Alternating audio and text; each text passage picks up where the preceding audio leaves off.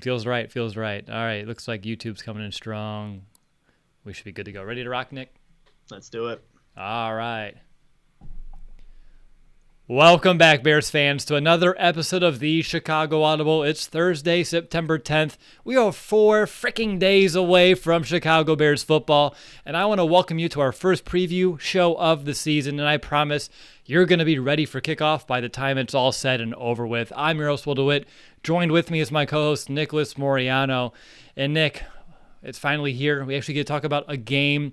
We met the Lions earlier this week, but now it's time for us to actually preview an opponent, preview an upcoming Chicago Bears game for the first time since really, I think, last December was the last time we did a preview show. So it's been some time. I'm ready to go. How about yourself, man? Yeah, I'm pumped, Will. I mean, like you said, first time in a very long time. Start off the NFL season. Obviously, there's football tonight, but yeah, I'm ready to talk some Bears football. All right, so here's a rundown of our weekly preview. That way you know what to expect. We'll open things off with our general thoughts and overview of our Week 1 opponent, the Detroit Lions. We'll take a deep dive and discuss the major talking points in all 3 phases for the Chicago Bears. Along the way, we'll share our X factors on each side of the ball, who has the edge between these two teams, and much more.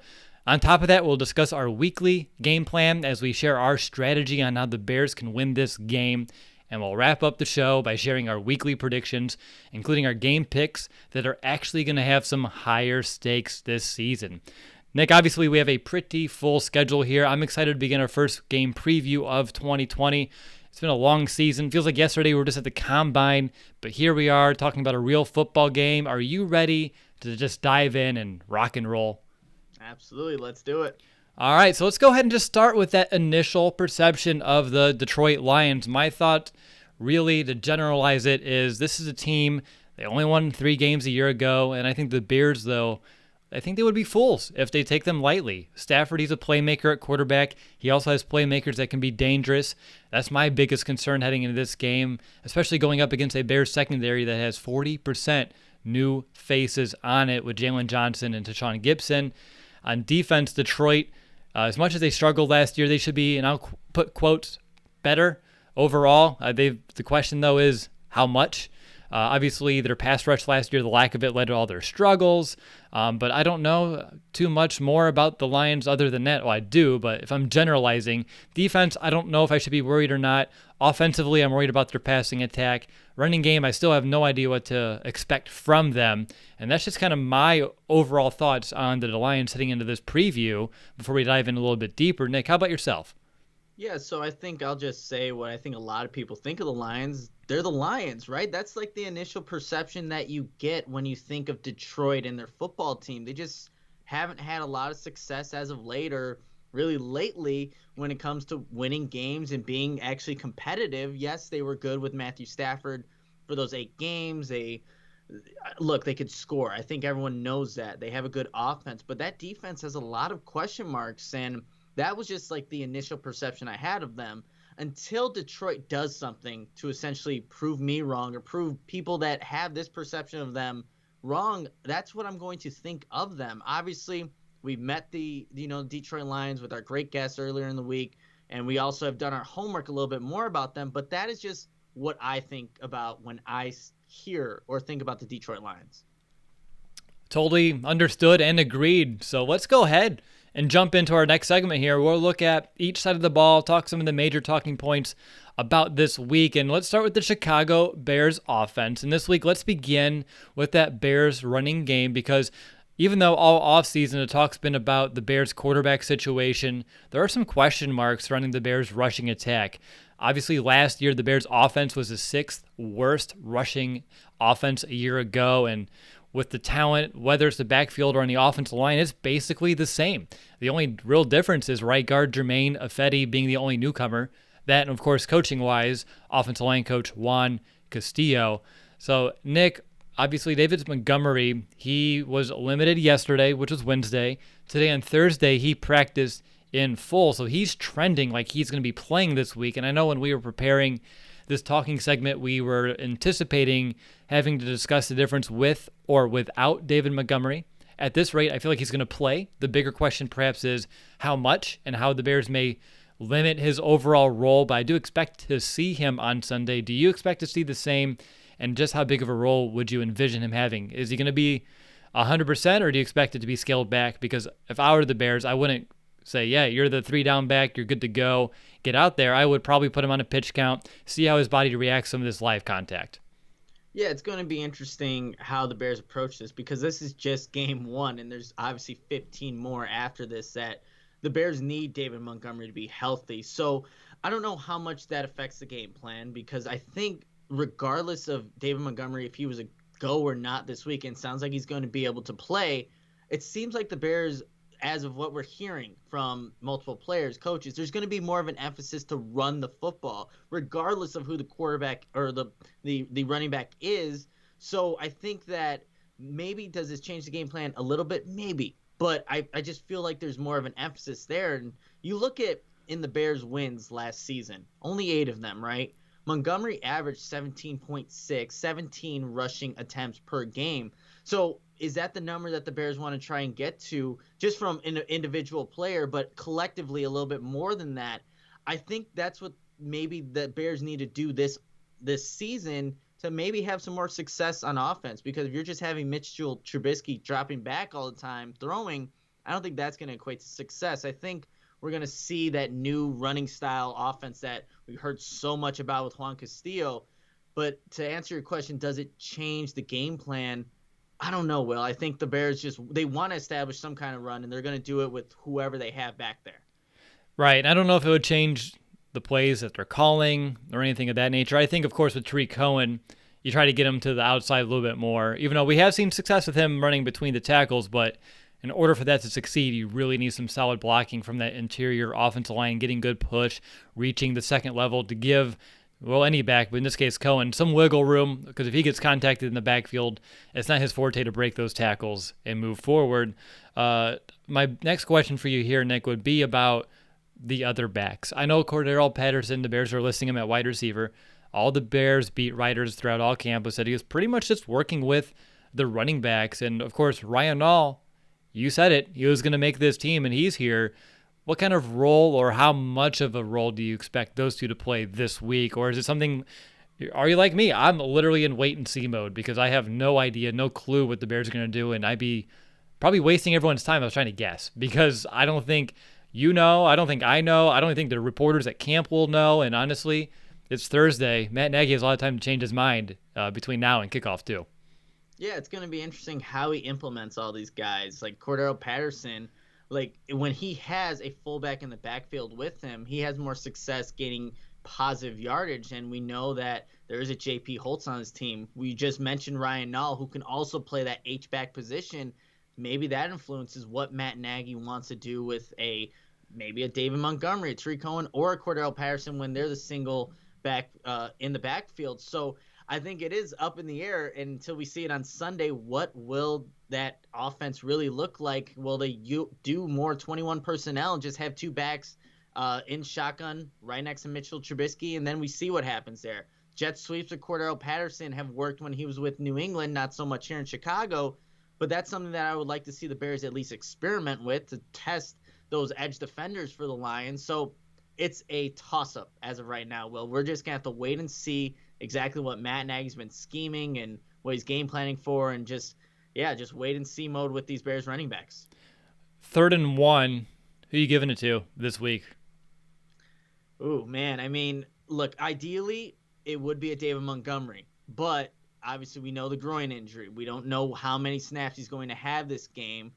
But if you're going 3rd and 1, Ryan Nall's a pretty big guy, Will. That's a lot to ask for. It really is. And we've seen Cordero Patterson in short situations. No, thank you. It's not something that looks, again, offensive line didn't help him out, but maybe it's Ryan Nall getting that carry on a 3rd and short situation. Is he lined up at fullback or running back in that situation?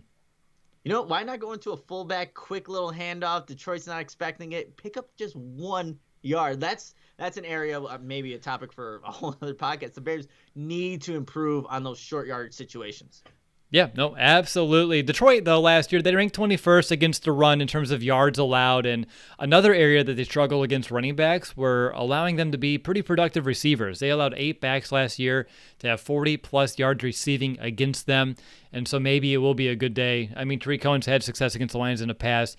If David Montgomery's healthy enough, getting him involved in the passing game as well. And they have a linebacker, Jared Davis, not so good in coverage, and I'm sure that name will pop up again as well as someone that you can exploit on this defense. And if you can get a back on him, I think that would be another good mismatch for the Bears. But Nick, let's move on to our second offensive point here, and let's transition our focus to those Chicago Bears wide receivers.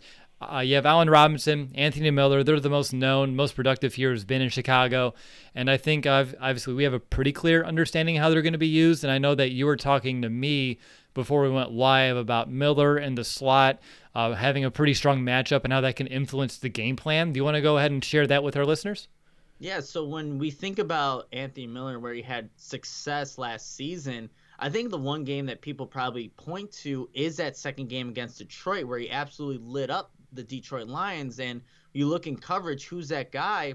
It is Justin Coleman, and he was the NFL's second most targeted slot corner in 2019, giving up 8 touchdowns to just 1 interception. But we know that Anthony Miller is a guy that can create separation like the best of them, but he's never had a hot start to a season. It always comes maybe mid-season or towards the end. This is a perfect matchup, Will. If you're looking to exploit Coleman, who has not had success against Anthony Miller, this would be the game to do it. Look, you look at maybe the first matchup, Miller didn't do as well. Only 1 reception, 7 yards. But then that second week, it's 9 receptions for 140. So there's a clear night and day difference there. But I think Miller, who Matt Nagy's only praised in camp so far when he was able to practice, that he's ready to have a big season. Mike Fury, I think, is expecting that, wide receivers coach for the Bears. So this is a matchup. If the Bears can get this one in the slot, it opens a lot of things, I think, for this Bears offense.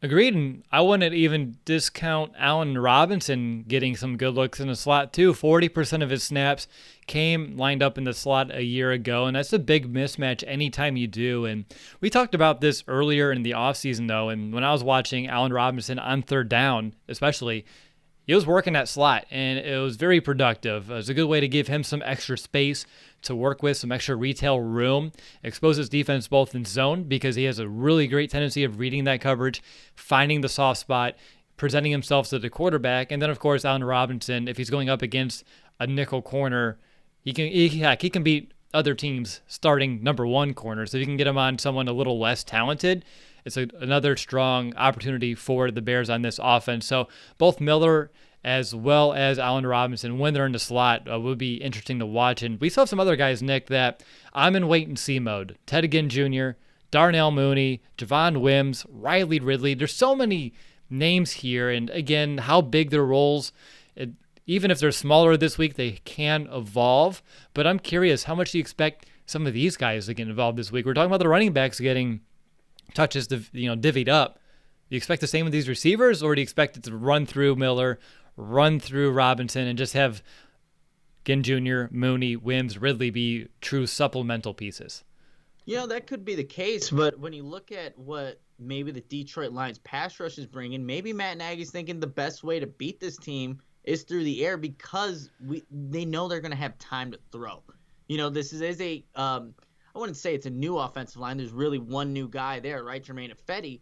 But Mitchell Trubisky's had success against the Detroit Lions. That's just fact.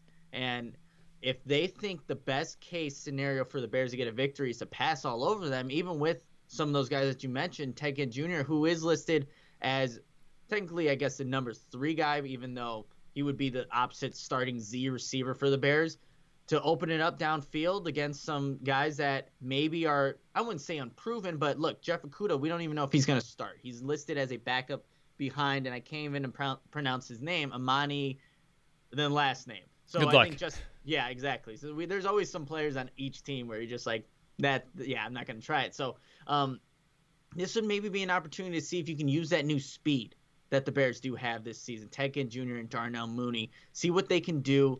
But, yeah, it might just be for Matt Nagy's game plan if they feel that they can have time, which I think they will, you can pass against this Detroit Lions defense that didn't do very well against passing offenses last season.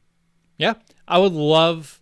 I know Mooney, he's here. He's a mid-round pick, but you heard a lot of buzz out of him from camp. Just give me one deep shot. See what you got out of it. Hit or miss. You throw it over him. It's incomplete. Worst case, you do it on third down. It's like a early punt. But just give him a shot. Throw a deep ball. See what he can do. Why not? I mean, he's not going to be, I would envision, really on the radar of the Lions if you have Allen Robinson, Jimmy Graham, Cole Kmet out there, Anthony Miller. They're going to be looking elsewhere. Give this kid a shot. See what he can do. I would love to see at least one deep attempt to Darnell Mooney designed up, ready to rock and roll, ready to go this week against Detroit. But we'll see how all these receivers get utilized. Obviously, once we get through the season, Nick, we'll see how the Bears are using them. We can discuss that and how they can improve upon it. Right now, though, with only seeing a couple highlights here and there, it's interesting. Never been entering a week one as in the dark as we are, and I know a lot of fans are exactly in the same boat and excited to see what the Bears can do there. But let's transition over to the tight ends now, our next talking point. Obviously, this is where we're getting our first look at Jimmy Graham, our free agent signing, as well as our rookie, our first pick of this year's draft, Cole Kmet.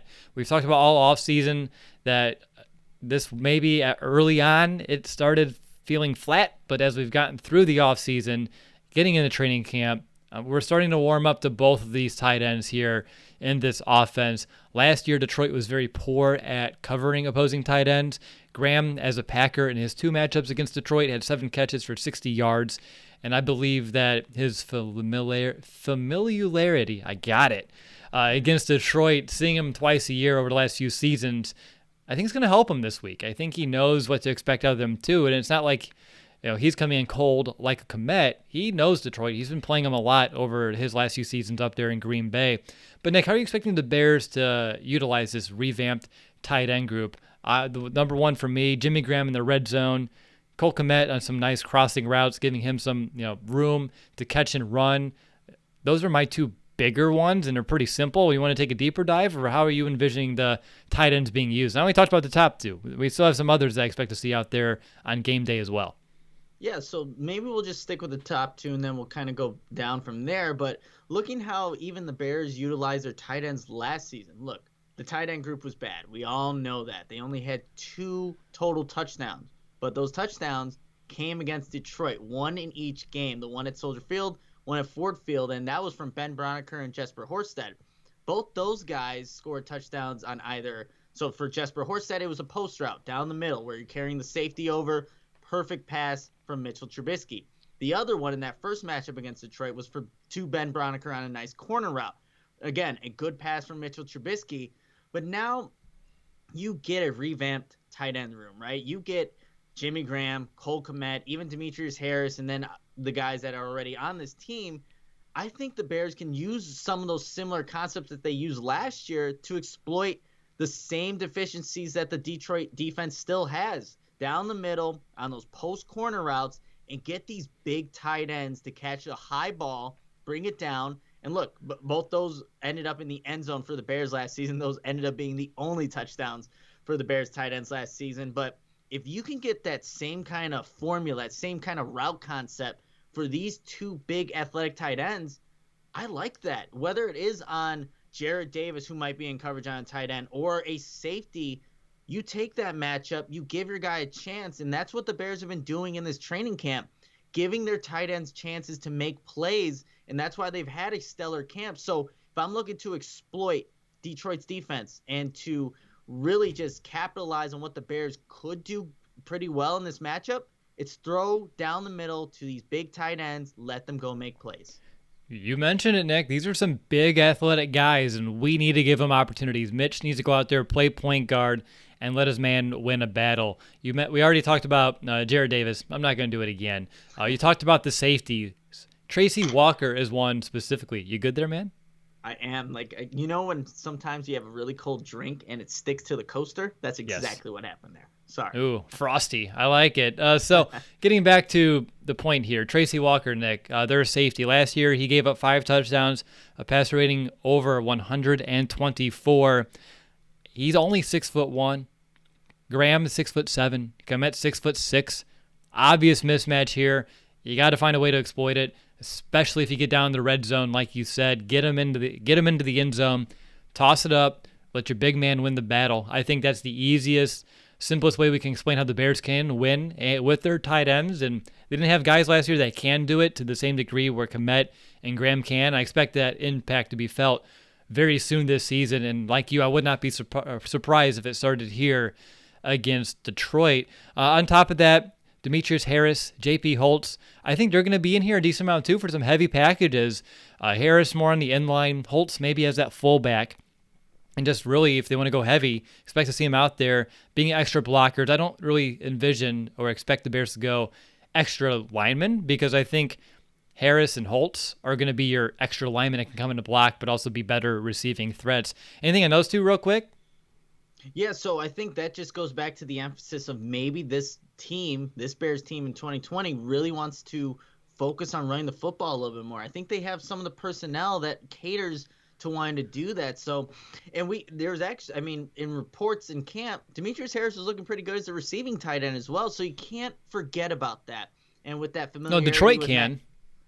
Hopefully Detroit can. And, with that familiarity with Matt Nagy, I think there's a sense of trust there with a guy like that. Even though it's his first season with the Bears, I think that maybe we'll see some passes that we weren't expecting to a Demetrius Harris, which, hey, if it goes for positive yards, you will take that. And we all know about J.P. Holtz and that H-back position. But, yeah, these tight ends, with what we saw, well, kind of saw in camp, right? Highlights. What we read about in reports from the reporters there, they're going to be utilized. And I think it does start, like you mentioned, Will, this week 1 game against Detroit. Now, interestingly enough, we really didn't have a talking point set up for the quarterback, for Mitchell Trubisky. I don't know, Nick, is that a mistake? For me, I was thinking about it last night, this morning. I don't know what we can say that hasn't been said already. He just needs to play. Go out there, make throws. Don't limit the mistakes. They're going to happen, but limit them. Give your guys the opportunities like we just mentioned, and he just needs to be sound mentally. He needs to be sound mechanically. And he needs to not get overwhelmed. And usually that has not happened against Detroit. But again, I don't know what we can say about Mitch. I know he said earlier this week he has some newfound confidence. Okay, show it. Let's see it. That's really all I got to say about Mitch this week. I don't want to, micro-analyze the situation, what he's bringing to the table. We've seen it, but we need to see a different quarterback wearing the number 10 jersey with the same last name on it come Sunday, and I hope we do, but I don't think we need to get too deep into the minutia. But did you want to say anything before we move over to defense? I think just for Mitchell Trubisky in this week 1 matchup, like I said, he's had success against Detroit. And I think a big part of it is that he gave his guys chances. There's just some throws that, even if you go back to 2018, what comes to mind is like that Ben Broniker catch. Again, a guy that's not even on the team, but he's at least giving his guy a chance to make a play. Allen Robinson's made a couple of big-time plays. Obviously, we talk about Anthony Miller giving his playmakers, in what you referenced earlier, being a point guard. That's what John DeFilippo has said. That's what Matt Nagy has said.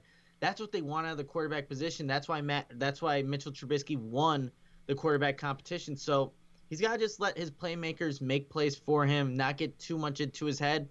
Just have a fast start. This is a good defense to kind of set that up for him and to hopefully have success later down the road.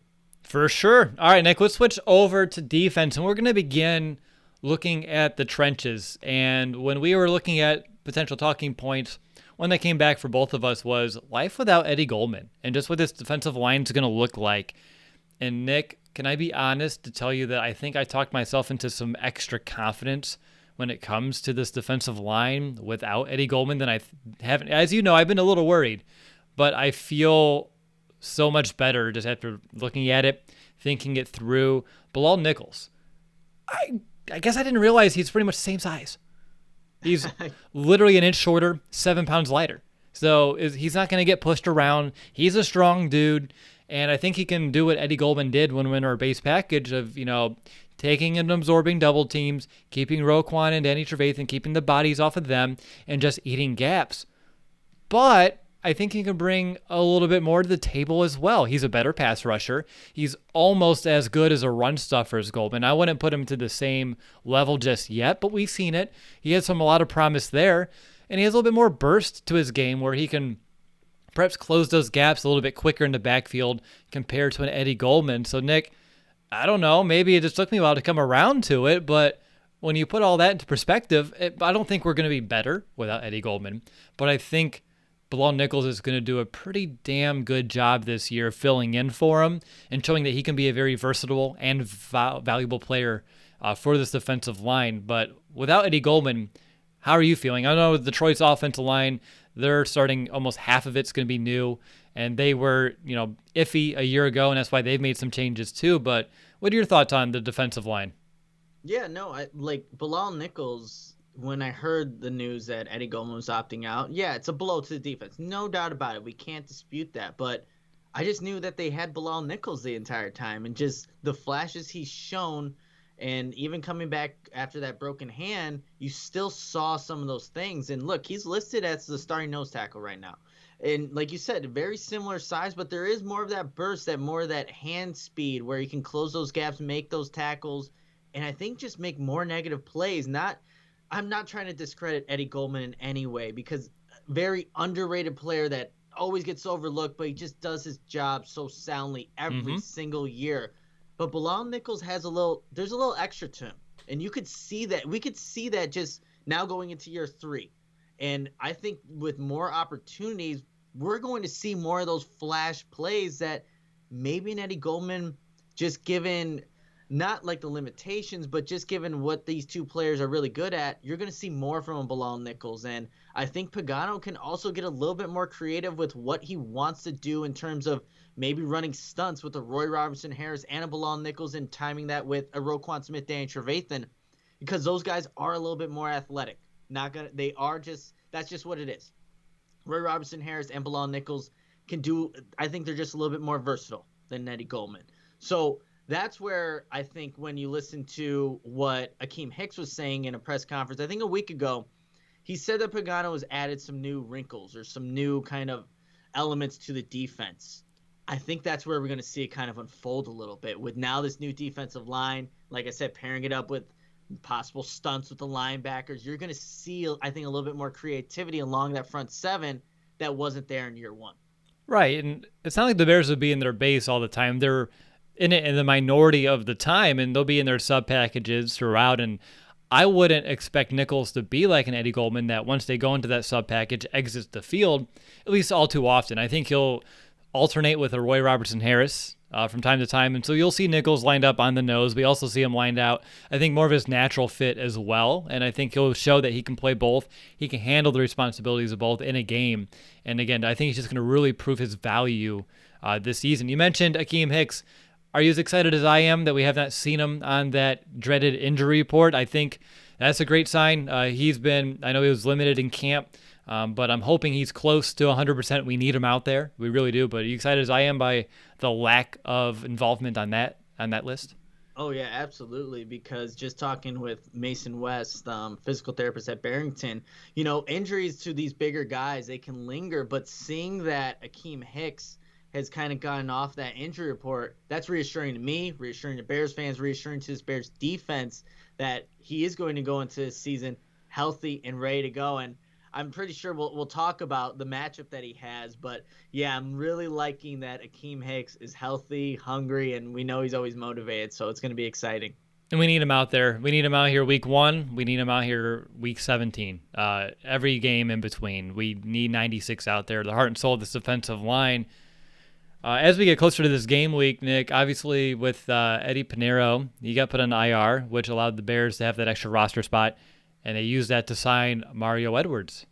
Do you expect to see him this week, or is it something that may have to take some time? I wouldn't be surprised if they have a few reps for him kind of lined up. Again, not 100% go, but kind of get him acclimated, and I'm sure he's experienced enough. He can handle a few different reps knowing his assignment. Yeah, that one's going to be interesting. Right now, just looking at the depth chart, the unofficial depth chart, right? So this could change. He is listed right behind Roy Robertson Harris at that right defensive end. It'll be interesting because we know that Detroit wants to try to run the football. They're going to try and make things honest, I think, for this Bears defense to think about. So I wouldn't say that it wouldn't be something that you don't see because, again, they're going to try and be honest. It's a lot. You're asking Bilal Nichols and Roy Robertson Harris to really take on more of a load without being Eddie Goldman there, right? So yeah, maybe a couple plays. Not expecting too much from Mario Edwards, to be completely honest. But I wouldn't be surprised if he does get a couple of snaps this game against Detroit. Yeah, I think 5 would be my max. I would envision him out there. But if you see, Edwards, and you're like, wait, what? Don't forget he's on the team, and he may just be out there in a spell situation as the Bears get him acclimated to this defense. Let's move on to our secondary topic, and that was the matchups that you alluded to. That right side of the offensive line for Detroit, which is new, which may already be an extra flex as it is, versus a Khalil Mack and Akeem Hicks. You want to give us the lowdown on that? I have some notes too, but I think you can pretty much take care of it for us. Yeah, so I mean, look, Akeem Hicks is going to be going up against a rookie third-round draft pick in Jonah Jackson. I remember watching his tape at Ohio State, just looking at potential guys that the Bears could possibly draft, and it only took me a couple plays to go on to the next guy. To be completely honest, look, I'm not going to say I'm some kind of offensive line guru or anything. That's definitely not the fact, but that was just my initial perception of him.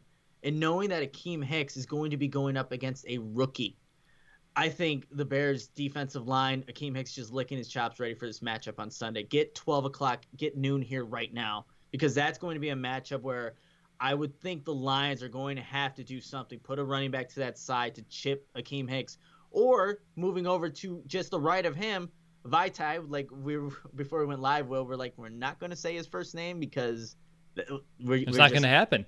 I don't think we can. No. But Vaitai also is a guy that's dealing with an ankle injury right now. So if they have to go to their backup right tackle, which I had the name somewhere on here, but I don't have it right in front of me. Come on, Khalil Mack on that side. It's a nightmare scenario for Matthew Stafford, who's already coming off injury, and you have two of the better pass rushers in the league just teaming up on that side. That's not something that you want to go against, especially week one. And if everything runs through their quarterback and Matthew Stafford, but love the matchups. Khalil Mack potentially against Vaitai or their backup right tackle, and then Akeem Hicks against Jonah Jackson. That's just a field day, I think, for this Bears defense. And even if you get Vaitai, he won't be 100%. And he was someone who played not sparingly. He played a decent amount last year, but he was someone who stepped in due to Lane Johnson going down due to injury in Philadelphia. And he had an okay season when he was in there, but he wasn't exceptional. I think the Lions are banking on him growing into a starting role. And as a Bears fan, I can admit that you can sign a backup from Philadelphia and assume he can become a starter, and it doesn't always work out.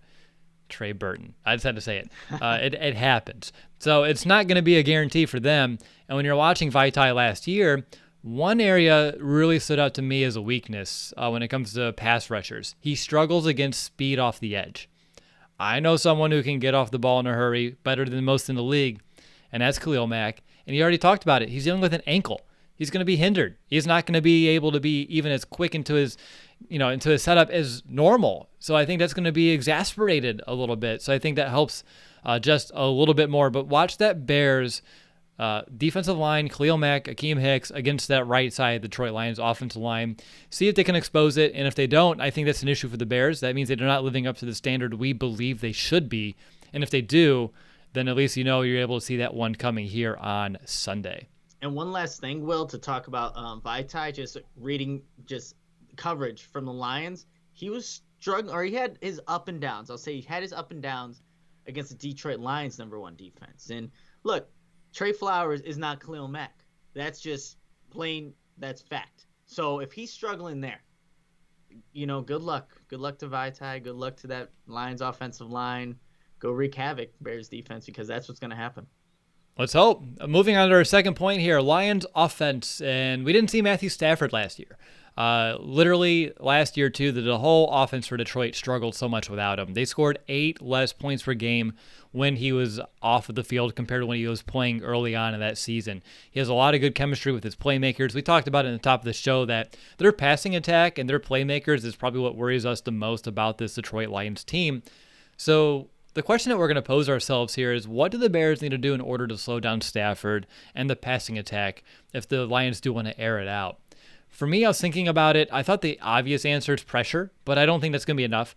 We know Stafford. He's going to hang in the pocket. He's going to make some good throws. He's going to make some tough ones, and he's going to force it in there at times, and it'll work, and then other times it won't. And I think really what's going to come down to is the Bears' secondary just winning their matchups. Nick, the stat that you had during our Meet the Opponent episode just about Marvin Jones and Kenny Galladay and just how strong they are at contested catches, I think it's telling that they're going to get balls thrown their way when there are guys in coverage. And I think it's going to be up to a Jalen Johnson, a Kyle Fuller, Eddie Jackson, Buster Screen, Tashawn Gibson to break it up. Or if they do allow a catch, to limit the yards after the catch, to close in a hurry and bring down the ball carrier. I think that's really, for me, the simplest way I can explain how to limit it. I don't think you're going to be able to completely shut down Matthew Stafford. Even if you get pressure on him consistently or from time to time, he's going to stand in there, take a hit, and still make a throw. So to me, I'm leaning more in the secondary here to ensure that the damage is minimal because he's going to make throws, and they just need to find a way to ensure it doesn't become a bigger problem that it potentially could be. Yeah, so that's a really good point, Will. And even if you look at the last matchup, who was it? Buster Screen, and it was either Galladay or Marvin Jones who fought in the back left of the end zone where it was a double pass interference call. Look, that's exact. I mean, look, it's a replay the down, but you don't want those guys that are really good at making those contested catches coming down with the catch. And so you know that Matthew Stafford's expecting pressure, but he's still going to get that ball off. He's still going to try and throw it and give his receivers a chance, what we want to see Mitch do in this game. So it is about winning those one-on-one matchups, just making it difficult. So Jalen Johnson, Kyle Fuller, they're going to be in tight. They could be in tight coverage, but these wide receivers have proven they can make these tough catches. So it is going to be about coming down and just making it tough on every single reception for Matthew Stafford. But I think another thing, just he's so good at distributing the ball because there are so many playmakers now. And there's some guys that are still looking to take that next step. And a TJ Hawkinson's a guy that I look at knowing that he's got a lot of potential there, dealt with some injuries in year one, but I'm sure the Lions want to get him more involved. Danny Amendola is a guy that didn't really have a lot of success against the Bears even last season, but he's a dangerous slot receiver as well. And so Buster Screen has to make things tough for him. So that's what's going to, let's say the pass rush somehow doesn't get there. You need to be able to make things tough on these receivers every single possession because it only takes one or a busted coverage like we did see the Bears do on that, Thanksgiving matchup, or Prince Amukamara just completely blowing his assignment, and I think it's Galladay running down for a 70-yard touchdown. So can't have any of those miscues, and there are some new guys in the secondary, so got to be on the same page every single play and make things tough for those receivers. Exactly. And on top of that, too, it's not impossible, but it is a difficult task to totally confuse Stafford. I don't know what you can show him what he hasn't seen so far in his long NFL career. So it's really just standing up and just winning your matchups, every single one in the secondary. To me, that's what it boils down to. But let's go ahead and move on, Nick. And we have some new faces on this Bears defense I think we need to start setting some expectations for. We have Jalen Johnson in his first ever career game, first ever career start. Tashawn Gibson at safety, who's going to be playing strong safety for, I think, the first time in his NFL career.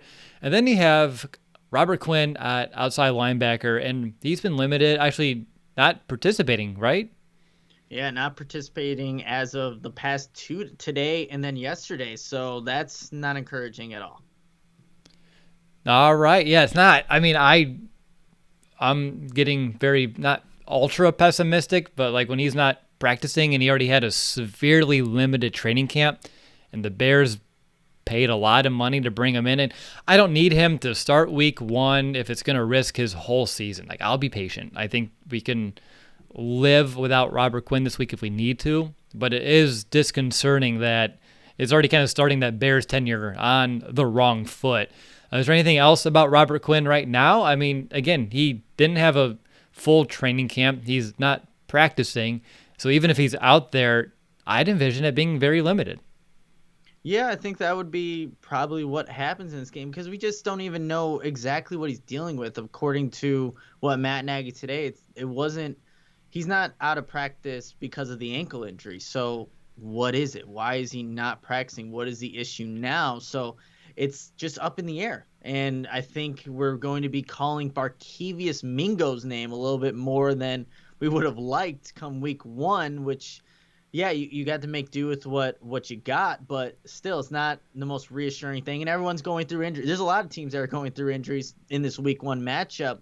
And he hasn't been ruled out yet, but it's never a good sign to see or get a DNP, did not practice, on a Thursday leading up to a Sunday noon game.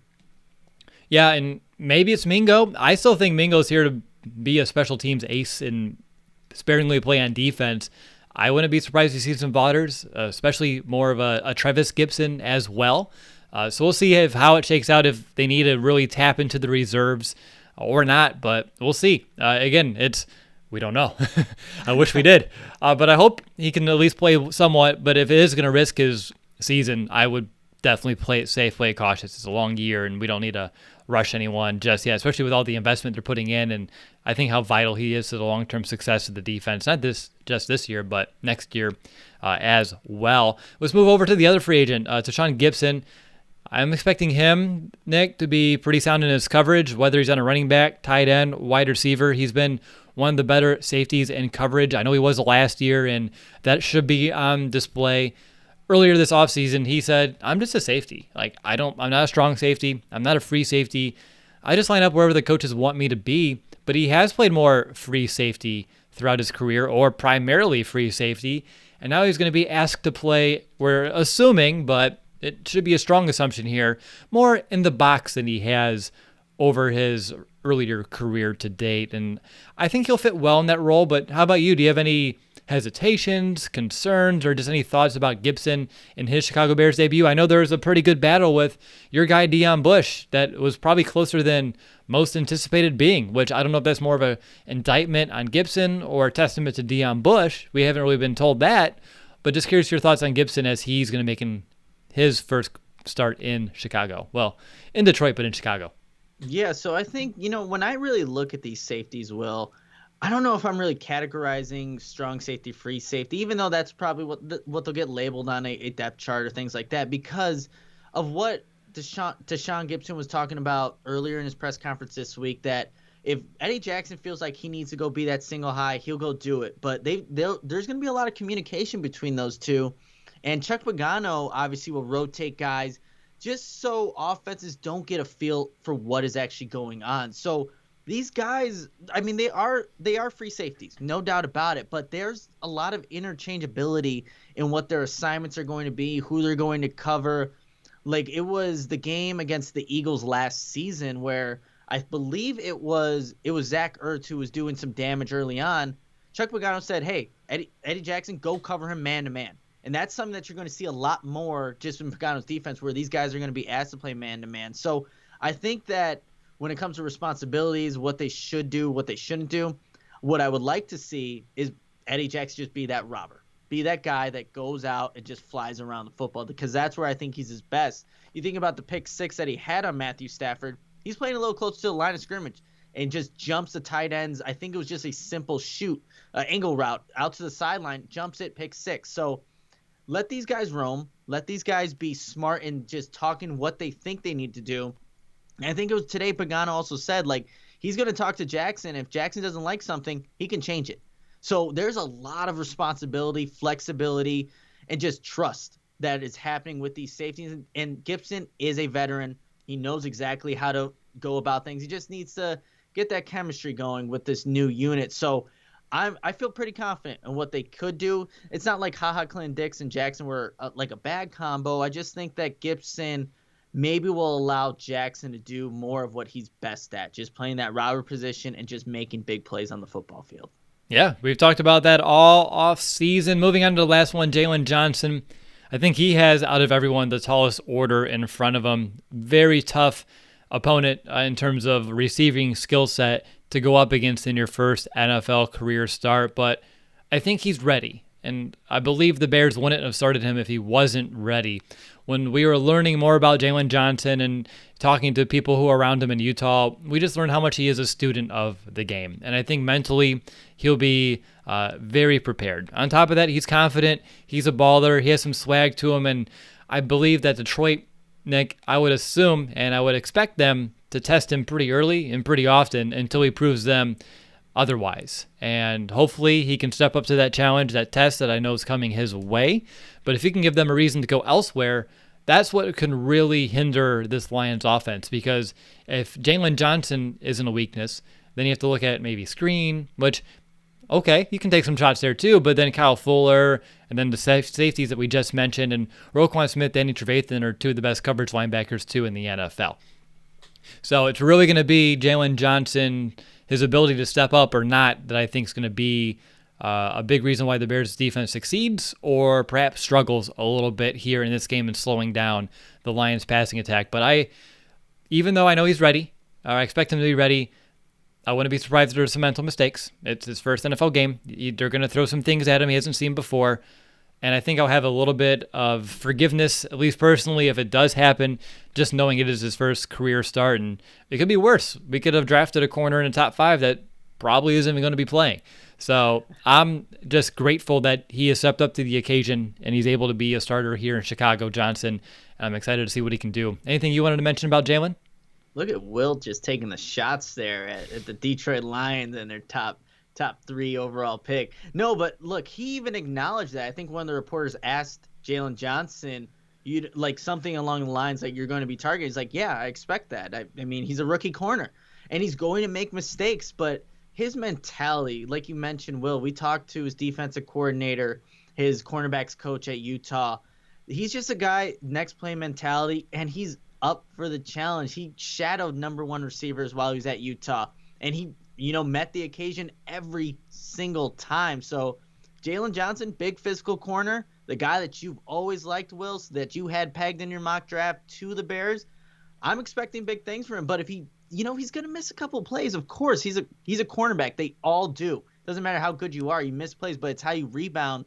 And just knowing that we've heard Jalen Johnson said he reached out to Kyle Fuller immediately to learn exactly what he's seeing on the football field. He's talked to, obviously, Eddie Jackson. He said in interviews, like, yeah, that's a guy I want to see what he's seeing, because if you have that same, I guess, continuity and chemistry between the cornerbacks and the safeties, you're on the same page with those big receivers, you can definitely do a good job of mitigating the damage. So, yeah, I'm excited. I'm really excited to see what Jalen Johnson can do, because this is a great matchup if it's Galladay, who is dealing with his own injury, and then Marvin Jones as well. So big physical guys. Jalen Johnson, a big physical corner. He'll be ready. For sure. You got me so excited. I forgot, like, my mock draft all the way to starting week 1 for the Chicago Bears. It's been quite a ride this offseason, Nick. And I think the last time I did this was Roquan Smith, and that's turned out pretty well. I think we're expecting big things out of Roquan this year. And man, I picked 2 of the 11 to draft the Bears so far on defense. Call me a GM and hire me. No, I'm good. But that's exciting stuff there. It's one of those, like, I know, but, like, that's a good perspective to have. But let's move on to who's going to be our X factors on offense and defense this week for the Chicago Bears. Starting with the Bears offense, I think you like Anthony Miller and how you were framing it. Are you going to go with Miller so I can have Mitch? Because it's Mitch. We all know the X factor is Mitch. There's no one else as the X factor besides Mitchell Trubisky. Because if he struggles, and to the degree we know he can, the offense will be held back.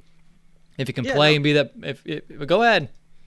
I mean, obviously, yeah, Mitch would be the guy. But I didn't put Anthony Miller here. I think I expect him to do some good things on his football field on Sunday.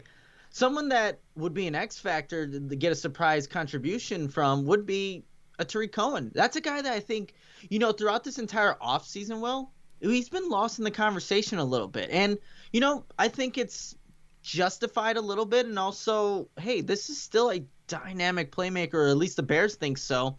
And with Montgomery still dealing with this groin injury, and it sounds like he is going to play, Tariq Cohen needs to step up. And we're going to bring up that linebacker again, Jared Davis, because he's just not a good coverage linebacker.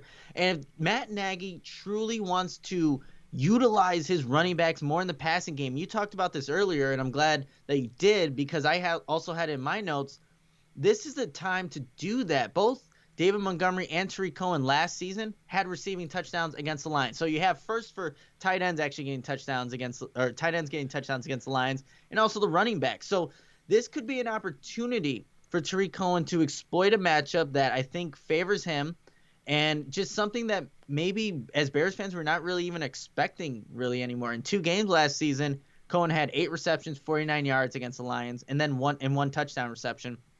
And he only had 6 rushing attempts for 23 rushing yards. So he hasn't had good days against Lions, but I think if you match up him with a Jared Davis, he can have success. So that's my X factor. If you get, positive contributions from a Tariq Cohen, especially with David Montgomery dealing with his injury, that could do some good things for this Bears offense. So Cohen as a receiver. Yeah. Mostly. Cohen as a receiver. Just making sure, because if MT10 doesn't step up and deliver some of those throws, then yours is mute. So I think I'll go with mine over yours still, just because it's honestly, maybe X Factor isn't the best term for Mitch here, because yes, he can make or break this offense. Maybe wild card, Nick. Maybe wild card's the better term when it comes to Mitchell. Yeah, that's a good way of putting it. I guess so. I guess you can take what is an X factor. Is it being someone that you think is going to contribute, or is it someone that it depends on how you look at it. But yeah, wild card, that may be a good term to maybe implement for the next preview show. Right? Hey, we can improve on the fly. But let's move over to the defensive X factors right now, and I kind of spoiled mine, I think, with how I was phrasing it, but it's Jalen Johnson. It's the rookie corner. Does he get exposed? Does he get exploited? Or does he stand up? And does he just succeed? Starts the NFL career kind of like a Kyle Fuller did a handful of years ago, super strong. And if he can do that, I think it makes the Lions' job so much tougher. But if he struggles, I think they give him a pretty easy outlet to get some easy yards, easy plays, and I think that's a possibility here. We have to be realistic, but with everything we've heard and seen from Jalen Johnson, I don't expect that to be the case. I expect him to hold his own out there for the most part, but again, whether he does or doesn't, I think will really impact the Chicago Bears defense more than some of the other players on this team. How about you? Yeah, no, that's a good one. Obviously, it's such a big matchup for Jalen Johnson. My X factor is actually going to go to the inside nickel cornerback position with Buster Skrine and Danny Amendola. Don't let Amendola be an impact player in this game. You already have to worry about Marvin Jones and Kenny Golladay, 2 big-time receivers that can make some big catches for Matthew Stafford. If Amendola is able to get success in the slot, open things in the middle of the field, you have to cheat to that, a little bit to the inside, maybe drop back more into coverage just to compensate for winning that matchup. That wouldn't be ideal. Let's say that. And, in the 2 games last season, Buster Skrine's done a pretty good job. Game 1, 4 receptions, 29 yards for Amendola. Game 2, 3 receptions, 32 yards. Again, this is without Matthew Stafford. We all everything that's happening without Matthew Stafford. He changes the whole, dynamic of this Lions offense. But if you take away, don't let him be a factor, I think that just makes things a little bit easier for those outside corners. You can have those safeties maybe cheat a little bit more to the sidelines and have that middle of the field a little bit open if you trust Buster Skrine to do his job. So that's going to be my X factor. Take Amendola out of this game. Don't let him be a factor. It makes the defense a little bit easier for the Bears. All right, now up next we'll be talking about our pivotal matchups of the week, which we're calling our backbreakers. Nick has one, I have the other. But before we do, Nick, I know we want to let people know how they can support our show, as well as just discussing. I think we have one shout out to give this week, which I'm excited to get to. Yeah, absolutely. So, we just talked about X factors, but when I think about X factors, think about the people that make this show possible. And that's all of you guys, the fans at home. And look, Will and I, we did just have to pay for our subscription to Pro Football Focus, NFL Game Pass. It all comes out of pocket. So with that, we're just, again, we've been doing this for almost 2 months now, which is awesome. We want to give you an opportunity to get a shout out on the podcast. And all you have to do, any type of donation, whether that is even just subscribing to the channel or sending it, a money donation, We'll take that, and then you'll get your name shouted out on the podcast. And please tell us where you're from. It's always cool to see where that happens. And here's how you can make that happen, you guys. On Venmo, if you just look up the username, The Chicago Audible, should see my name, Nicholas Moriano, and the Chicago Audible logo. And if you want to do it through PayPal, here's where you can make the donation. You go to www.chicagoaudible.com/PayPal, and then you can make those donations, whatever you feel is right. Will and I will greatly appreciate that. And again, you'll get a shout out on the podcast. But Will, you do have someone that donated. Do you want to give that shout out? Yeah, I take the PayPal one, so I want to put a big shout out here to Elizabeth S. from Lafayette, Indiana, right here in my home state, Nick. And Elizabeth, it's always awesome to see support, especially here in Indiana for me, growing up in Northwest Indiana, now living in Bloomington, Indiana, and still covering and loving my Chicago Bears. It's good to see a fellow Bears fan here in the state. And on top of that, Lafayette, Bloomington, you're still supporting us despite maybe a rivalry if you're a college basketball fan. But no, seriously, Elizabeth, thank you so much for your donation that came in this week. It does really help, like Nick said. We got ourselves some Pro Football Focus subscription for the year. Again, we use that for some advanced stats. We don't ever really talk about their grades on here at all. And then on top of that, NFL Game Pass, we can watch the film. And both of those are not cheap in their own right. So to have both hit in the same week, thinking like, wow, it's an expensive week for us. So if you can help out, that's great. If not, we appreciate you just listening and supporting us in other ways, like telling your other Bears fans, subscribing to the channel, leaving us a review on Apple Podcasts are all also great ways to support our show. But all right, Nick, let's go ahead and move up to our back breaker. This is where we'll each take a matchup, one on offense, one on defense, and discuss why it's the most important one to pay attention to. And this week, I have offense, so I'll go ahead and begin. And I have the Bears tackles, Leno Jr., Bobby Massey versus Trey Flowers, as well as linebacker Jamie Collins. They are by far the best pass rusher on the Lions. They combined for 14 sacks a year ago. Other guys like Deshaun Hand, he had 0. Danny Shelton, he has 4.5 sacks in 5 years. And they do have Nick Williams as well, but I believe the Bears can handle him. And we all know he's very hit or miss with his production, and he doesn't overly worry me. Collins, and I think he's going to be rushing off of the edge, and he may also blitz more in the interior. But for this matchup, I'm looking at the edge, and they'll give him, Collins, a chance to get after Trubisky. He's by far the best blitzer, rushing linebacker that they have on the team. Flowers, he's that typical defensive end. He notched a sack in each of the Bears games a year ago, and Trubisky, a lot of his success against the Lions just comes due to the fact that they haven't been able to generate much of a pass rush. But if they do let up some pressure, that's where Mitch may end up struggling. Don't forget Bobby Massey. He missed the final 6 games last year. Is he going to have some rust to knock off? Leno Jr. is coming off an off season as well. And if the Bears can just contain the edge and also watch for the blitz, and if so, this could maybe extend to the entire offensive line with Jamie Collins.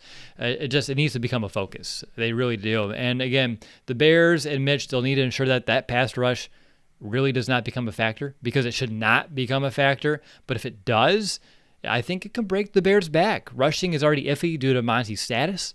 So pressure to the passing game, I think that's how you can spoil it. And hopefully the Bears don't allow the Lions, who don't have any business getting a ton of pressure, consistent pressure, allow Trey Flowers to go off, allow Jamie Collins to go off, and really just derail the plan before it's even able to begin. So for me, that's going to be my backbreaker on offense. Nick, when you're looking at the defense, what's going to be your backbreaker?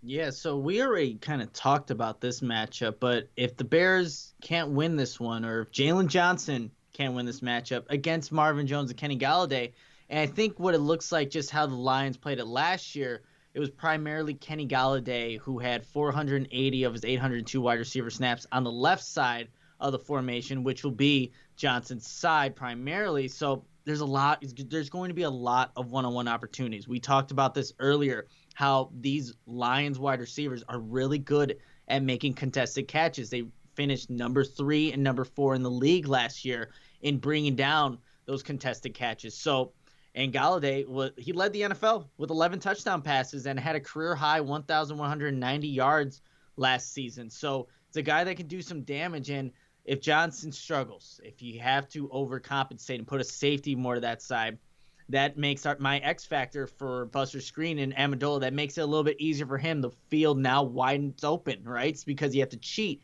to that side. So it would be bad. It really would if Jalen Johnson just struggles in his first NFL game against, look, quality wide receivers. And we're not going to lie here. They're good guys. They make a lot of plays for the Lions offense, but just given that what we know about Jalen Johnson, how he approaches the game, I think he's ready for this task. But that's going to be the backbreaker, Will. If Jalen Johnson can't win those things, it really could open up this Lions passing attack and make things a little bit harder for this Bears defense.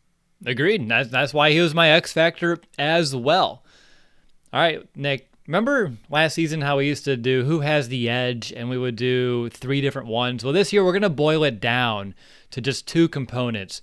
The Bears on either side of the ball, either rushing defense or rushing offense versus the opponent's equivalent, and vice versa. Just getting it down to the nitty-gritty, and we'll still have the same level of analysis, but we used to have Bears passing attack versus a secondary, then pass rush versus offensive line. But really, when you think about it, pass rush, offensive line, and the actual passing attack in the secondary, they all work together to whether or not the Bears will succeed through the air or not. So it makes a lot of sense to condense this a little bit. And with the 2 of us, it's a little less awkward to have that third one to alternate on. So with that, let's go ahead and find out who has the edge. And Nick, you're up first with the Bears rushing attack versus that Lions run defense. And Will, this one was so tough for me to give the edge to either team because I kept going back and forth. When David Montgomery said, or, when he had a full practice, I just switched at the end. And I barely have it in the Bears' favor here. So you got to hear me out. It's not that the Lions defense is that good of a unit. They're not.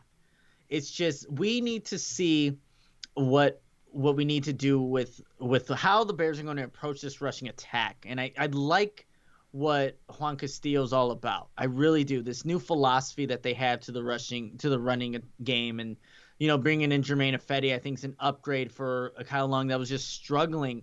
But you look at just the players that they have for Detroit. Like Nick Williams is a starter there. Throughout his the first 8 weeks, he had five of his 6 sacks.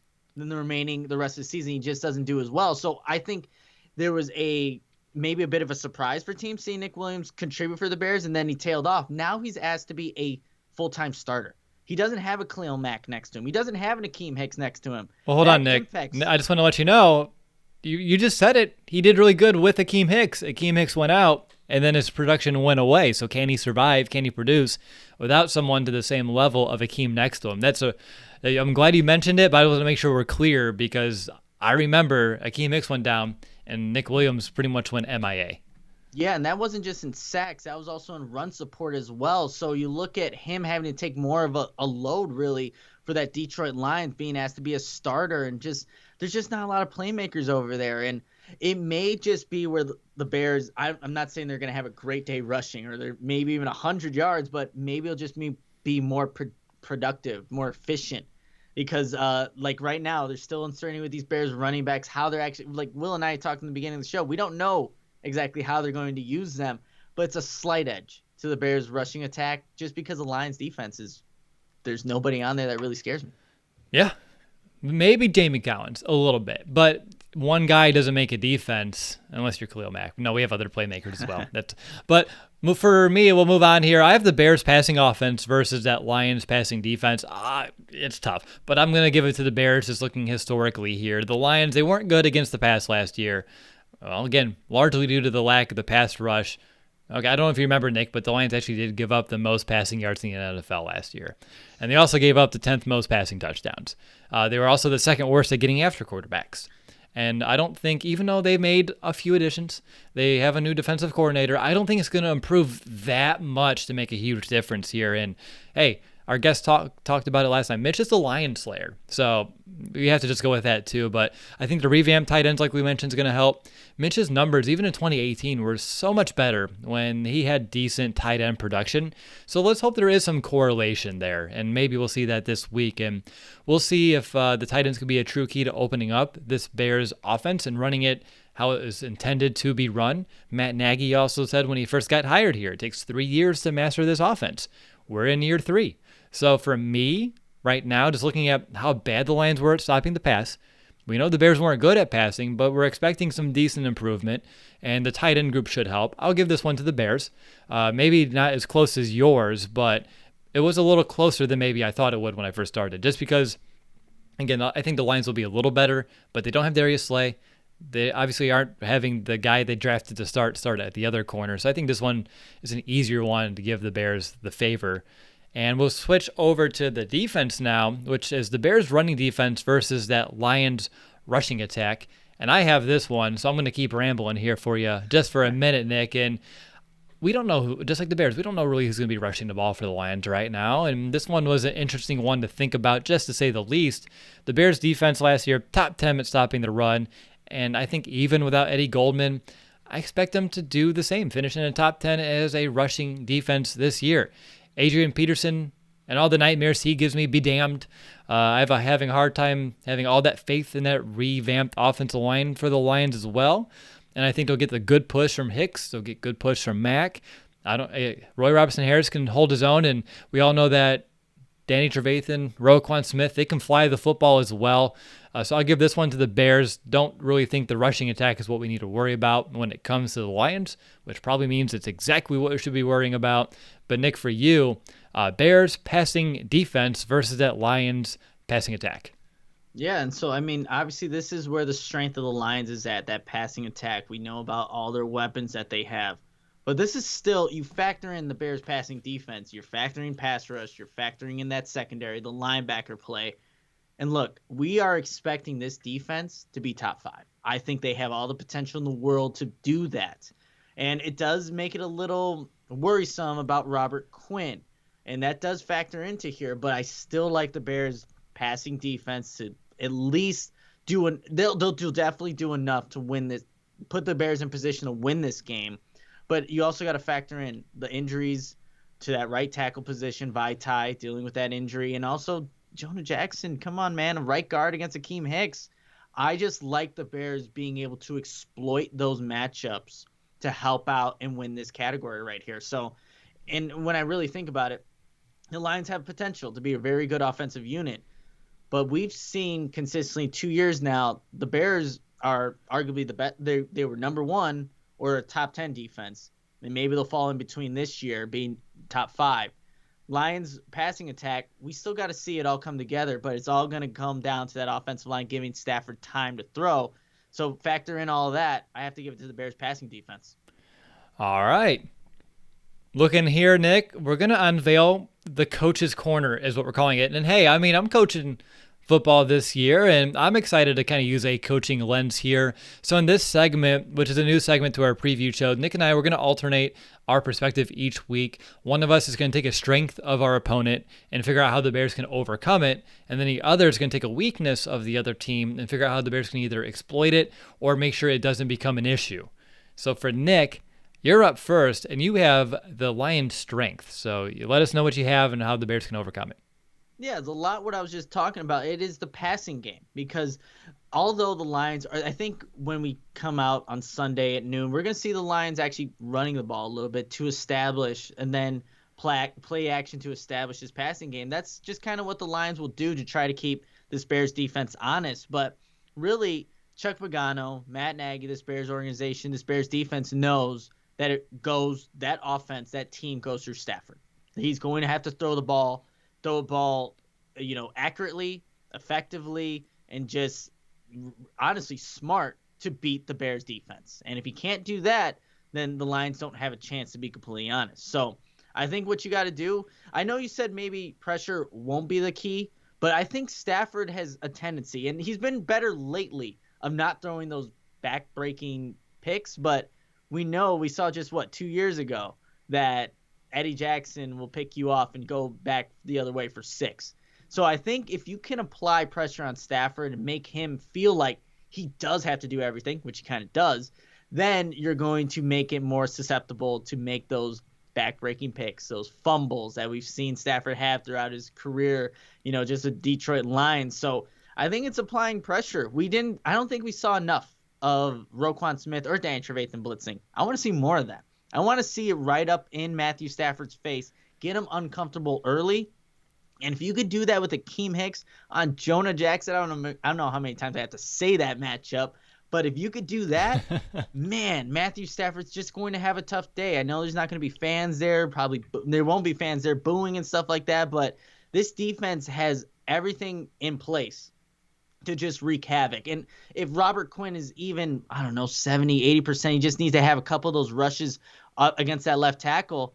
That's just going to make it that much tougher for a Lions offense that does have a revamped right side of that offensive line to just have success. So apply pressure. That's going to be the key, and I think the Bears have the personnel and just the scheme to really do that. Wow, how much were you biting your tongue knowing you had this coming up? And I was like, I don't know if it's going to be that pivotal here. And you're like, oh, just you wait. Yeah, no, it took me a while, so I'm glad we finally got to this segment. No kidding. I mean, you didn't spoil the new segment, which kudos to you, because that's some good hosting there, Nick. So for me, a weakness of the Lions, I was trying to think of something we haven't talked about yet to this point. Something they were really bad on defense last year was getting off of the field. And something that the Bears were really bad at was executing on third down. I think the Bears need to find a way to do it. And there's a wide variety here. It's going to really depend on situations. So I think the easiest one is to play ahead of the sticks. Don't put yourself in first and long, second and long, third and long. Try to get some positive yards on first and second down. Make your job as easy as possible if you do have to play on that third down. And the Lions, to put in perspective, 5th worst in the NFL last year when it comes to third down defense. And the Bears were the 8th worst third down offense last year. And why this is important?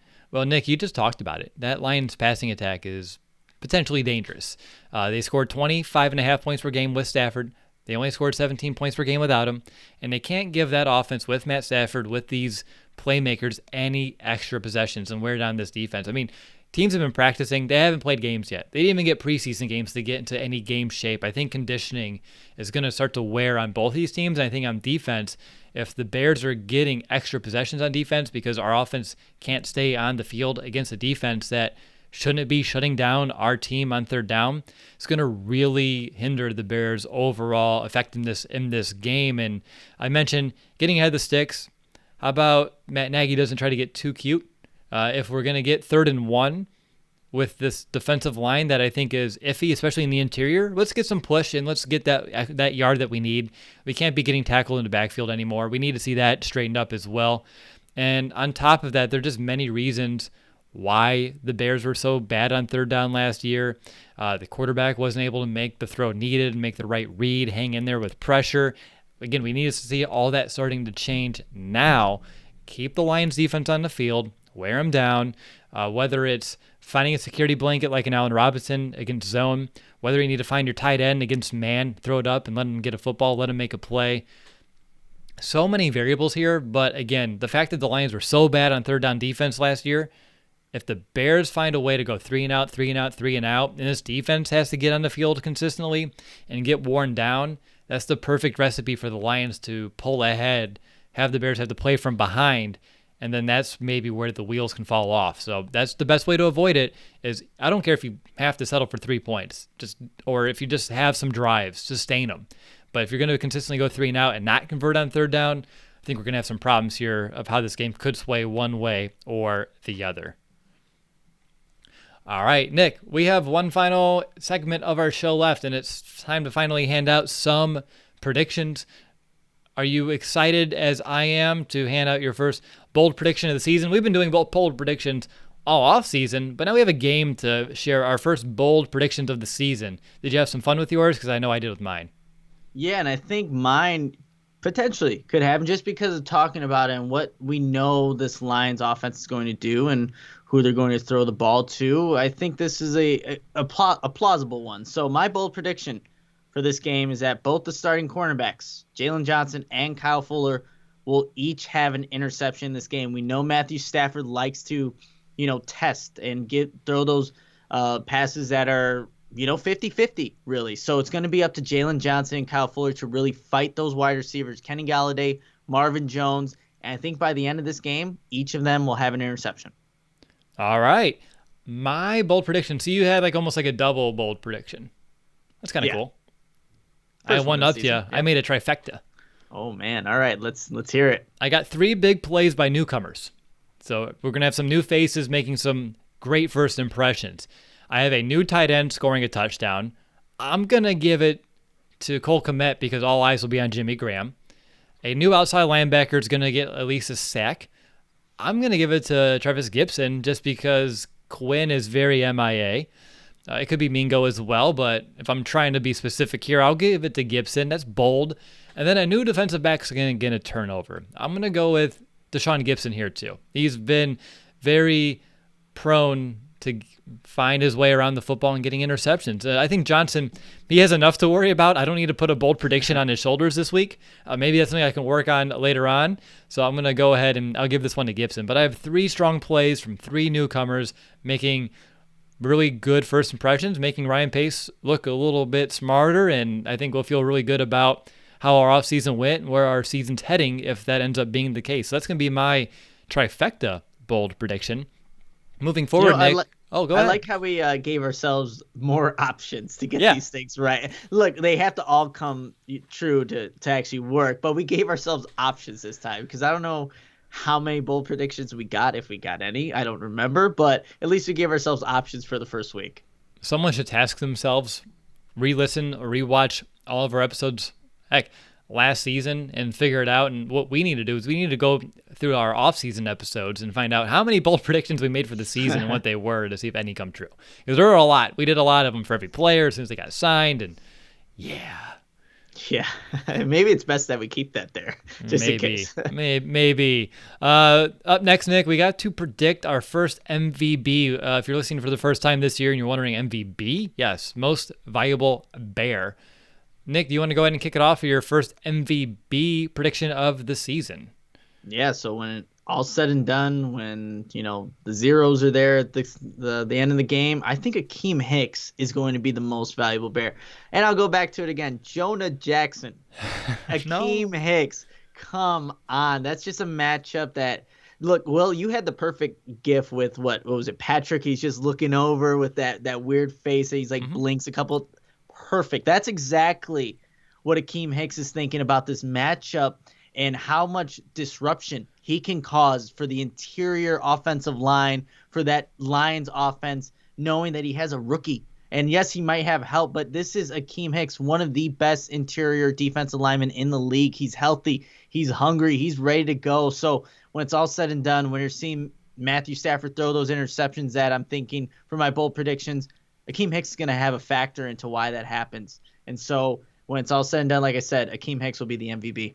All right. I like that one a lot. For me, I was thinking through, and all the typical names come up: Akeem Hicks, Khalil Mack, Allen Robinson. And I was like, I want to do something that maybe is unexpected because it is week 1 in the NFL and things tend to go a little bit off plan, a little bit off script.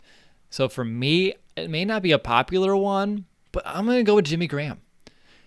I think he's going to prove that he still has something left in the tank. Speaking of tanks, I think he's going to give this offense some much-needed gas that it didn't have last season as well. I guess these could end up being extra bold predictions or just predictions, but I think he's going to lead the team in those third down conversions I was mentioning earlier. I think he's going to have the most receiving third down conversions. A lot of eyes on Allen Robinson. I think you can have Jimmy Graham be that safety blanket for Mitchell Trubisky. He did that a lot with Trey Burton a couple of years ago. I wouldn't expect it to be much different with a Jimmy Graham. He's going to get a touchdown. It's going to happen in the red zone. He's really good at doing that. And like we talked about at the very top of the show, chuck it up, let him make a play, use that body, box him out. He can do it better than most. And on top of that, he's just going to provide a spark. I think he's going to show, like, if he makes a big play, he's going to spike it. He's going to bring the juice, bring some energy. And I think for all those reasons, as much as the Jimmy Graham signing was, it didn't feel right at the time. We're warming up to it throughout the offseason, training camp. The Bears did a good job of making me feel like he's the answer at tight end this season. Cole Kmet's the future, and I think he's going to have some decent return on investment here as a rookie. But I'm going to give it to Jimmy Graham. I think all eyes will be elsewhere, and it'll be Jimmy Graham's time to make sure people don't forget that he can still play in this league. And there's a reason why the Bears were so adamant that he was their tight end that they wanted to pursue, and they're happy that he's here in Chicago. So for me, my MVB, I'm going to go ahead and get it, Jimmy Graham. All right, Nick, time for what everyone's been waiting for, and that's who the heck is going to win this game? You guys have been talking about it for about an hour and a half. Who do you think's going to win? Every year, we always pick the games beforehand, but Nick, it's going to be a little bit more imperative that we choose correctly this year because we're going to put some steaks on the table. Medium rare. I don't know how you like your steak, but Yep. I figured it's such. But do you want to let people know what we kind of settled on when we're debating how we wanted to go through this with our bet? I think it's fun, and I hope I don't lose. It's fun and it's also terrifying, to be completely honest, now that we're thinking about it. So yeah, we want to put a little bit more weight on these game predictions. So like obviously we could talk about this our team, but if we know the matchup's not right, we will pick against them. But yeah, so what we're going to do, whoever has the worst record between us two, that person will have to go to Soldier Field. But it's going to be what, middle of January most likely, if so cold. Go to Soldier Field and you have to wear and represent every other team in the NFC North but the Bears. So you have to have a Vikings something, a Packers something, a Detroit Lions something. And you have to and it's going to be a photo shoot essentially in the cold wearing all the other NFC North teams gear.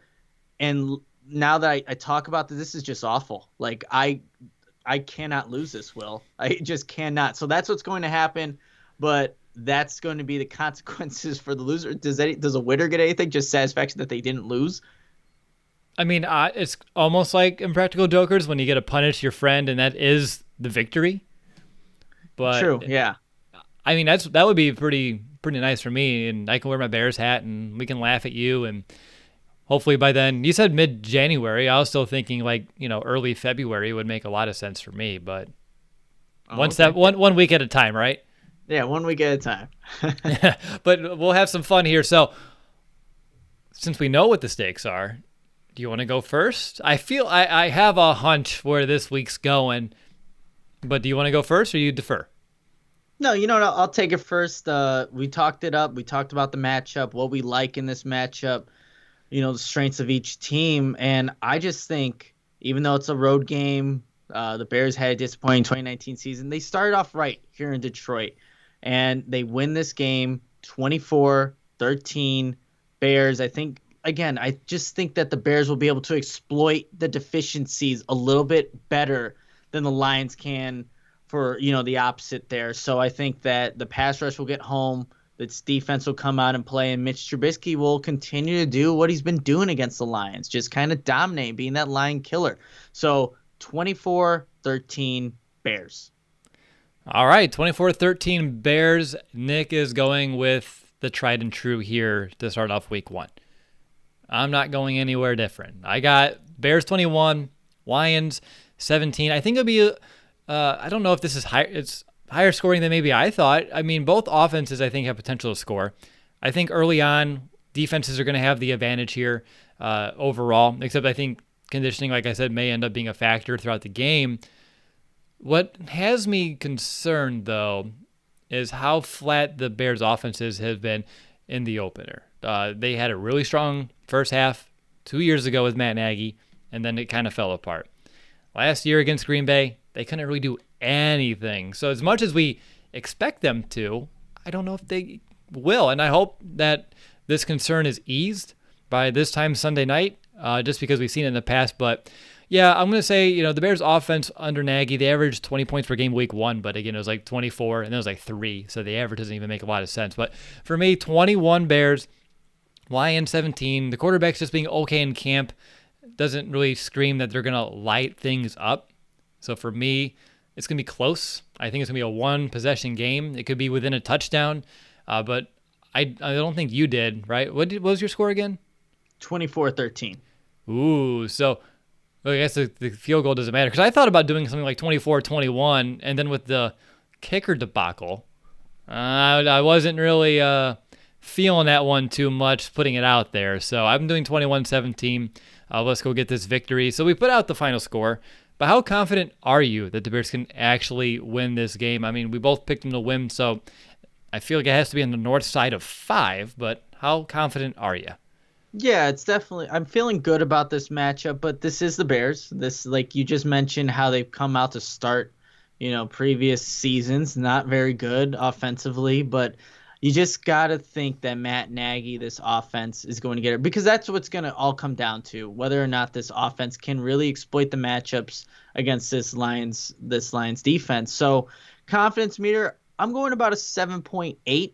I like what the Bears can do. I really do.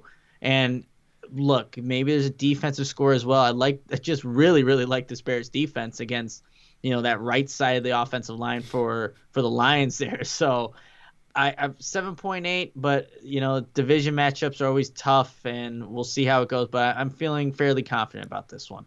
I'm sitting at about a 7.25 is what I put here in my notes. Very precise, but 7.25, I guess, if we weren't doing decimals. The Bears, they've had the Lions number lately. I think the Lions are due to make it a very competitive game. But the Bears this offseason have been all business, and I think they're ready to start strong, get the sour taste out of their mouth that they felt at the end of last season. I know the Lions are improved. The question is how much, but I think the Bears are also an improved football team from a year ago. The Lions, we didn't really talk about it too much, but I think they'll show this offense some wrinkles on their defense that we haven't seen in the past to see if the Bears can overcome it. But I doubt that the Lions approach this game exactly like they have done in the past, just because if you're letting Mitchell Trubisky throw 3 touchdowns a game on you, you're going to have to try to change it up just a little bit. But yeah, like you, I think the Bears are the better team on both sides of the ball. Just a matter of execution. And for me, not seeing anything all preseason, well, no preseason, but all training camp, it's interesting to just have the Band-Aid almost ripped off and unveil everything at one time. Like, I'm going to be absorbing so much when we get to this game because it's the first time we've seen this team in action since last December. It's just nuts. But is there any other final thoughts that you had before we want to wrap up? I'm just excited that, well, there's football going on right now, Will. So right after we get done with this, I'll definitely go watch football. But come Sunday, we'll be, taking more notes and actually breaking down a Bears victory come Sunday afternoon. But yeah, I think these are the big takeaways. This is how the Bears are going to win. We laid it out there with our new format. Hopefully you guys enjoyed this, and we're still learning. We're still going to find ways to make it a better product if we think we have other ways, but it was fun talking first game preview of the year. And yeah, let's go, Will. Like, football is back, and I cannot be more excited.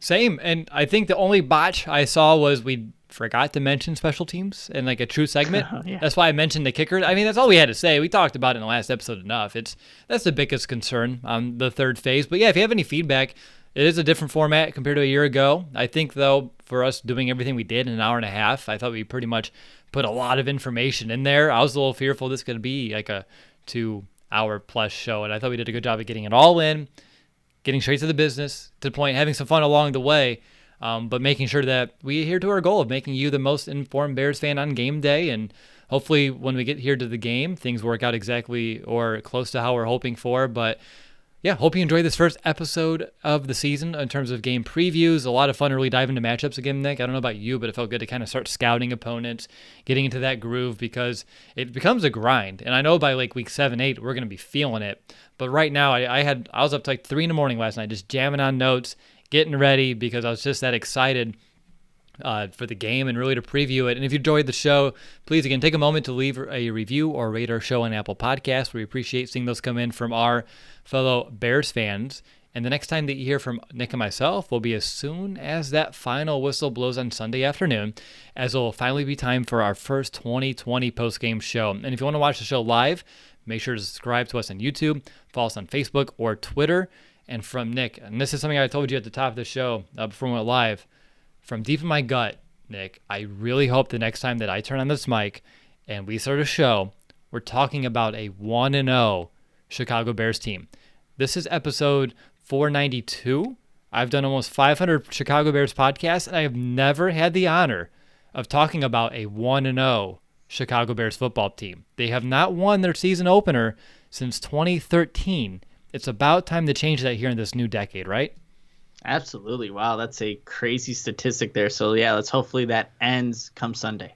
1-0. I would love to say my 1-0 Bears starting off the season with a win. I started every post-game show for every season prior with a loss, and I'm ready to change it this Sunday, and I'm expecting it to happen.